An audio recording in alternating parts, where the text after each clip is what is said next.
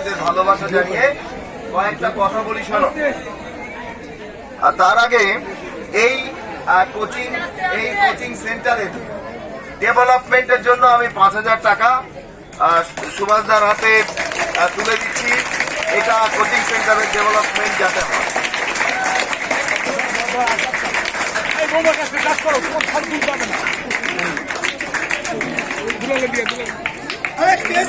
টাকা নিচ্ছে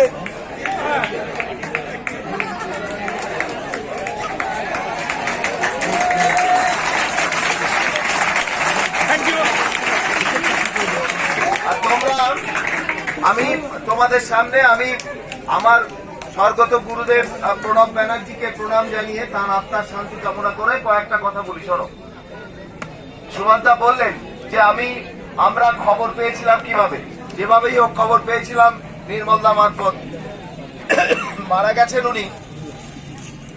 তো এখানে আসার পর সুভাষদা, অমলদা, দুলালদা, প্রণবদা, শঙ্করদা সবাই মিলে যা হেল্প করেছে। আর একজন ব্যানার্জি বাবু ছিলেন, শঙ্কর ব্যানার্জি, চিন্তা করতে পারবে না কি ধরনের হেল্প করেছেন। তোমাদেরকে বলি, সত্য মিলিটারি চাকরি 17 দিনের মাথায় ছেড়ে দিয়ে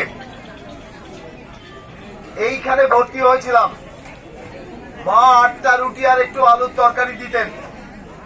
9:45 বাস ধরতাম বনগাঁ স্টেশন থেকে শিয়ালদা থেকে বেস ব্রিজ ধরে লেক গার্ডেন্স। এখানে নেমে প্রচন্ড খিদে লাগতো। 2টো রুটি খেয়ে ঘন্টা 1.5 পরে 4:30টার সময় শুরু হতো হাড় ভাঙা পরিশ্রম। রাত্রিবেলা থাকতাম এই ক্লাবে। অনেক দিন এসে আরশোলায় এসে কারোর গোপ কেটে দিয়েছে, কারোর চুল তুলে দিয়েছে, এরকমও হয়েছে। রাত্রিবেলা থাকতাম। এবং তোমাদেরকে বলি, এই মানুষ মানে এরা মহামানব। আমি আজকে জীবনে প্রতিষ্ঠিত হয়েছি এদের জন্য, এদের ইন্সপিরেশনে। এদের তুলনা নেই। এরা যে কি ধরনের হেল্প করেছেন চিন্তা করা যায় না। তোমাদের উন্নতি হোক, তোমরা ভালো করে খেলাধুলা করো। জেনে রেখো, aimless man like a ship without a radar.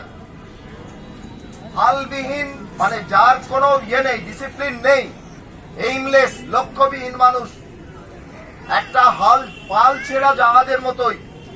নিজেকে তৈরি করবার জন্য যতটুকু পারো পরিশ্রম করো, তিল করে পরিশ্রম করো। এই সময়টা কিন্তু পরে আর পাবে না। এই গোল্ডেন টাইম এটা চলে যাবে, এই সারপ্লাস এনার্জিটা চলে যাবে। কিন্তু এই সময়টাকে যদি ব্যয় করতে পারো, এই সব